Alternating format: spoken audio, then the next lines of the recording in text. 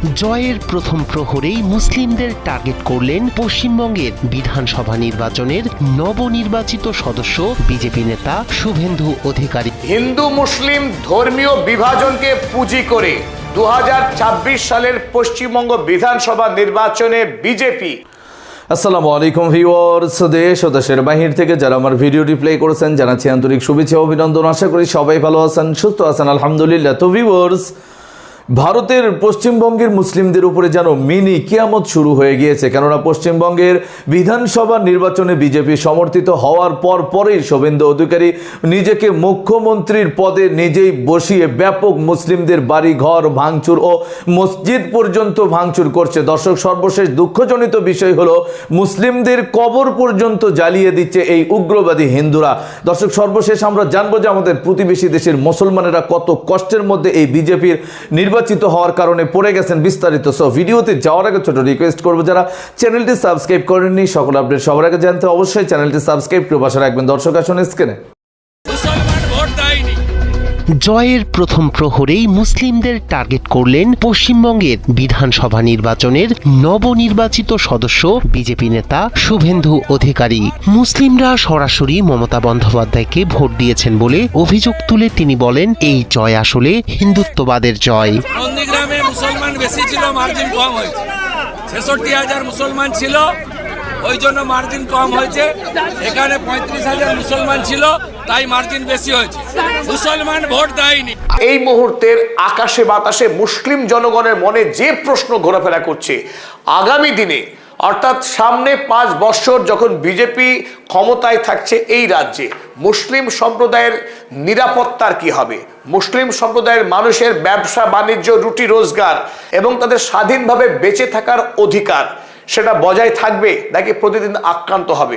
কোন কোন ক্ষেত্রগুলো আক্রান্ত হতে পারে আগামী দিনে, সেই বিষয়ে আমরা একটা আলোচনা করে নেওয়ার চেষ্টা করব আজকের এই নিবেদনে। চলুন প্রথমেই আমরা যে বিষয়টা দেখব যে হিন্ড্রান্স টু রিলিজিয়াস প্র্যাকটিসেস।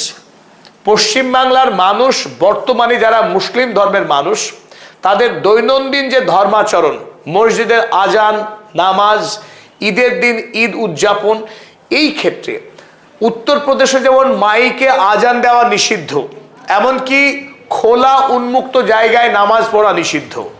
নিজের জমি হলেও সেখানেও নামাজ পড়তে পারবে না খোলা জায়গায়। মানে এমন একটা অবস্থা যে নামাজ পড়া মানে সেটা একটা রাষ্ট্রদ্রোহিতার সামিল।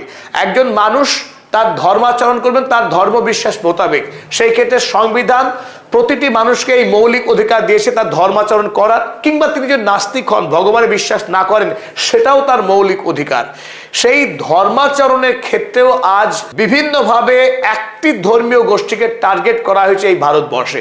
পশ্চিমবঙ্গেও কি সেই একই মডেল আগামী দিনে অনুসরণ করা হতে পারে? যেহেতু বিজেপি রাজনৈতিক দল বিপুল সংখ্যাগরিষ্ঠতা নিয়ে ক্ষমতায় এসেছে, এই ক্ষেত্রে বড় আশঙ্কা আছে আগামী দিনে পশ্চিমবাংলায় মুসলিম সম্প্রদায়ের মানুষ, তারা যে সমস্ত এলাকায় সংখ্যা লঘু অল্প সংখ্যক মুসলিম বাস করে, সেই সমস্ত এলাকায় কি তাদেরকে ধর্মীয় হিংসার শিকার হতে হবে? রীতিমতো প্রশ্ন এই জায়গায় থাকলো। দ্বিতীয় প্রশ্ন, কমিউটিং প্রবলেমস ফর মুসলিমস। যে সমস্ত মুসলিম ধর্মাবলম্বী মানুষ যাদের চেহারাতে তার ধর্মের ছাপ রয়েছে, দাড়ি টুপি যারা ব্যবহার করেন সুন্নত হিসাবে, সেই সমস্ত মানুষ যদি চলাফেরা করেন, বিশেষ করে ট্রেন যাত্রা করেন দূরপাল্লার, ভারতবর্ষে এমন অসংখ্য নজির ইতিমধ্যেই তৈরি হয়েছে, তাদের শুধুমাত্র ধর্মীয় পরিচয়ের কারণে আক্রান্ত হতে হয়েছে রাস্তাঘাটে চলতে গিয়ে। বয়স্ক মানুষ, প্রবীণ মানুষ, একাকী যদি কোনো মানুষ ট্রেন যাত্রা করেন, সেই ক্ষেত্রে কিন্তু আক্রান্ত হওয়ার সম্ভাবনা যেভাবে ভারতবর্ষের বিভিন্ন প্রান্তে হয়েছে, পশ্চিমবাংলায়ও সেই একই ঘটনার সাক্ষী থাকতে পারে, বিচ্ছিন্ন ঘটনা ঘটতে পারে। এখন প্রশ্ন হলো, পুলিশ প্রশাসন তারা যদি আইনের শাসন বজায় রাখে, এই ঘটনা ঘটা কোনোভাবেই সম্ভব নয়। কিন্তু আমরা আশা করব পশ্চিমবাংলায় এই ধরনের ঘটনা না ঘটুক, কিন্তু আশঙ্কা কিছুটা রয়ে গেল। তৃতীয়ত, অ্যাসল্ট অন বিজনেস। এই ক্ষেত্রে একটা বড় সড়ো আশঙ্কা রয়েছে পশ্চিমবাংলায়। নতুন এই উৎসাহে যারা প্রতিদিন রাজনীতির ময়দানে ধর্মীয় স্লোগান জয় শ্রীরাম দিতে অভ্যস্ত, তারা আজ হঠাৎ বিজয়ী হওয়ায় এই আনন্দে তারা বিভিন্ন গরিব খেটে খাওয়া দরিদ্র মুসলিম সম্প্রদায়ের মানুষ যারা ছোটখাটো ব্যবসা করে বিভিন্ন শহরগঞ্জে, সেই সমস্ত ব্যবসায়ী তারা আক্রান্ত হওয়ার সম্ভাবনা রয়েছে এই সমস্ত ব্যবসায়ীকে এড়িয়ে যাওয়া। ধর্মের ভিত্তিতে দোকানগুলিকে শনাক্ত করার যে ঘটনা মহারাষ্ট্রে ঘটেছে, যে ঘটনা উত্তরপ্রদেশে ঘটেছে, একই ঘটনা ঘটতে পারে পশ্চিমবঙ্গে, সেই আশঙ্কা করছে বিভিন্ন মহল। তাছাড়া বড় বড় কোম্পানি মুসলিম ব্যবসায়ীদের যে সমস্ত ডিলারশিপ, এজেন্সি ইত্যাদি প্রদান করে, সেই ক্ষেত্রে কিন্তু আগামী দিনে ধর্মের রং যাচাই করে ব্যবসায়ীদেরকে ডিলারশিপ কাকে দেওয়া হবে কাকে দেওয়া হবে না সেটি পর্যন্ত ঠিক হতে পারে। সরকারি চাকরির ক্ষেত্রে এমনিতেই পশ্চিমবাংলায় সরকারি চাকরি মুসলিমদের মধ্যে নগণ্য। সাচার কমিটির রিপোর্ট জাস্টিস সাচার তিনি দেখিয়েছিলেন বাম জামানাতেই সরকারি চাকরিতে মুসলিমদের প্রতিনিধিত্ব ছিল অত্যন্ত নগণ্য, 2%-ও কম।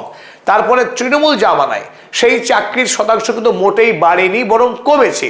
আর আজকে বর্তমানে বিজেপি সরকার প্রতিষ্ঠিত হওয়ার পর পশ্চিমবাংলায় শিক্ষিত মেধাবী মুসলিম যুবক যুবতী তারা সরকারি চাকরি পাবে কি না তা নিয়েও তৈরি হয়েছে রীতিমতো আশঙ্কা। অপরদিকে ব্যান অন ক্যাটল স্লটার, এ তো বলার অপেক্ষা রাখে না। বিজেপি দল ভারতবর্ষের বিভিন্ন রাজ্যে দ্বিমুখী নীতি গ্রহণ করেছে।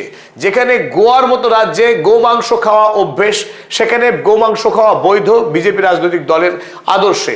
অথচ অন্যদিকে ইউপি, বিহার বা বিভিন্ন রাজ্যে গো বলয়ে সরাসরি এর বিরুদ্ধে জেহাদ ঘোষণা করেছে বিজেপি দল। তাই পশ্চিমবাংলায় আগামী দিনে এই প্রাণী হত্যার বিরুদ্ধে যে আইন পাশ হবে এটা শুধু সময়ের অপেক্ষা। ইউনিফর্ম সিভিল কোড আর রোড টু হিন্দু রাষ্ট্র, যেটা আরো বড় আশঙ্কা। অতীতে এনআরসি, সিএএ যে আইনগুলো আনা হয়েছিল, পাশ করানো হয়েছিল, তার একটাই লক্ষ্য ছিল বিভেদমূলক ডিসক্রিমিনেটরি ল। অন্য প্রতিবেশী রাষ্ট্র থেকে যারা ভারতবর্ষে এসেছেন অতীতে on the ground of religious persecution, সেই ক্ষেত্রে সমস্ত ধর্মের নাম থাকলেও মুসলিম ধর্মাবলম্বী মানুষকে ইচ্ছা করে বাদ দেওয়া হয়েছিল, চেষ্টা করা হয়েছিল। এবং ইউনিফর্ম সিভিল কোড, এই ইউনিফর্ম সিভিল কোড অর্থাৎ অভিন্ন দেয়ানি বিধি, এই আইন অনেক দিন থেকেই বিজেপি সরকার লাগু করবার প্রচেষ্টা করছেন। অতীতে যে সমস্ত ধাপগুলো ছিল সেগুলো দর্শক স্ক্রিনে আমরা সে সম্পর্কে বিস্তারিত জানাম। এই বিষয়ে আপনাদের মতামত কমেন্টে জানাবেন। কেউ ভিডিওটি স্কিপ করবেন না। ভারতের মুসলিমদের জীবনযাত্রা এখন অনিরাপদ, এমন সময় নিরাপত্তার জন্য বাংলাদেশ সরকার কতটা কঠোর ব্যবস্থা গ্রহণ করবে, নাকি ওই নির্যাতিত নিপীড়িত হয়েই ভারতীয় মুসলিমদেরকে গাজা ফিলিস্তিনদের মতন ফল ভোগ করতে হবে? আরো জানবো রিপোর্টে। আগেই বলেছিলাম যে পশ্চিমবঙ্গে তৃণমূল কংগ্রেস একটা ভারসাম্য রক্ষা করে।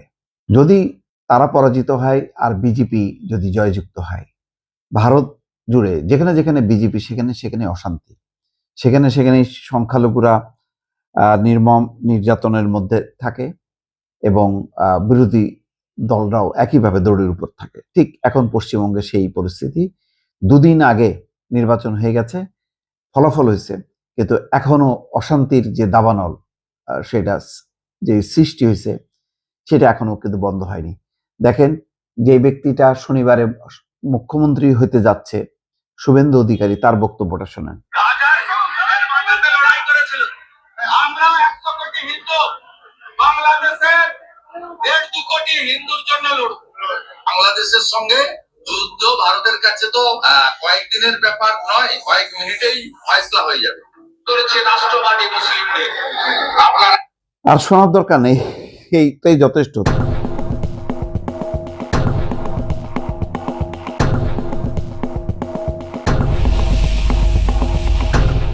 যে মনোভাব, মানে শুধু পশ্চিমবঙ্গ না, রীতিমতো যে পরিস্থিতি হবে, পশ্চিমবঙ্গ জ্বলবে তো জ্বলবেই, সেই অশান্তির আগুন বাংলাদেশের দিকেও ধাবিত করবে। ওই যে হিন্দু ধর্মাবলম্বীদের উস্কানি দেওয়ার চেষ্টা করবে। এখন তাদের অনুসারীরা বাংলাদেশে কি করবে জানি না, তবে পশ্চিমবঙ্গ যে ক্ষতবিক্ষত, গত 48 ঘন্টায় 200 এফআইআর হয়েছে, দাঙ্গা হাঙ্গামা ছড়া গেছে দাবানলের মতো। গ্রেপ্তার 433, আটক 1100, তাও নিয়ন্ত্রণ হয়নি। এবং গত রাতে যেই শুভেন্দু অধিকারীর ব্যক্তিগত কর্মকর্তা নিহত হবার পর এটি আরো বিস্তৃত হয়েছে এবং এটা চলতে থাকবে। এখন মমতার কি ভাগ্য, কি এটা তো বোঝাই যাচ্ছে। তিনিও আবার বলছে যে আমি হারিনি, আমাকে হারানো হয়েছে, সুতরাং আমি পদত্যাগ করব না, তো মমতার এই বিষয়টা এখন টিকবে না, কারণ এখন যে পরিমাণ আগ্রাসন চলবে, যে চাপ তৈরি হবে, সেই চাপটা তৃণমূল কংগ্রেস নিতে পারবে না। তৃণমূল কংগ্রেস নিজেকেই রক্ষা করতে পারবে না, সে মুসলমানদেরকে কি রক্ষা করবে? আর এখানে যারা আক্রান্ত হচ্ছে তারা তো শুধু মুসলমান না, তৃণমূলের নেতা কর্মী, তাদের অফিস টফিস একেবারে তছনছ করা হচ্ছে। নিউ মার্কেটের মতন প্রসিদ্ধ জায়গায় সেখানে মুসলমানদের দোকানপাটগুলো একদম মানে টার্গেট করে করে বুলডোজার দিয়ে মানে ভেঙে ফেলা হয়েছে। সেই ঘটনাটা কিভাবে কলকাতার মতন জায়গায় এত সচেতন মানুষ, পুলিশ, কেন্দ্রীয় বাহিনী আছে সেখানে, তাদের নাকের ডগার উপর দিয়ে হয়েছে। এইটা কোথায় যে শেষ হবে বলা যাচ্ছে না। তারপরে এখন পুশিন আতঙ্ক, যেই ওইদিকে আসামেও বিজেপি, পশ্চিমবঙ্গেও বিজেপি, দুই দিক থেকে যে চাপ তৈরি হবে বাংলাদেশের উপর, নতুন একটা পরিস্থিতি তৈরি হবে। তাতে নতুন করে যে বাংলাদেশের সাথে ভারতের একটা সম্পর্ক ভালো হবার যে চেষ্টাটা, সেই চেষ্টাটা কি ব্যর্থ হবে কিনা, সবকিছু নির্ভর করবে যে পশ্চিমবঙ্গ এবং আসামের এই মুখ্যমন্ত্রী এই দানবদেরকে কতখানি কেন্দ্রীয় সরকার নিয়ন্ত্রণ করতে পারবে, তার উপর সবকিছু নির্ভর করছে। ফলে নতুন করে একটা শঙ্কা তৈরি হলো। আগে যত তৃণমূল কংগ্রেস থাকার ফলে বাংলাদেশ যতটা নির্ভর ছিল, এখন কিন্তু সেই নির্ভর অবস্থাটা থাকবে না বলে অনেকে মনে করছেন। দর্শক, স্ক্রিনে আমরা সে সম্পর্কে বিস্তারিত জানলাম। সো ভিডিও পর্যন্ত ভালো লাগলে লাইক এন্ড কমেন্ট করবেন। দেশের সকল আপডেট সবার আগে জানতে অবশ্যই চ্যানেলটি সাবস্ক্রাইব করে পাশে রাখবেন। দেখা হবে পরবর্তী ভিডিওতে ইনশাআল্লাহ। আসসালামু আলাইকুম ওয়া রাহমাতুল্লাহ।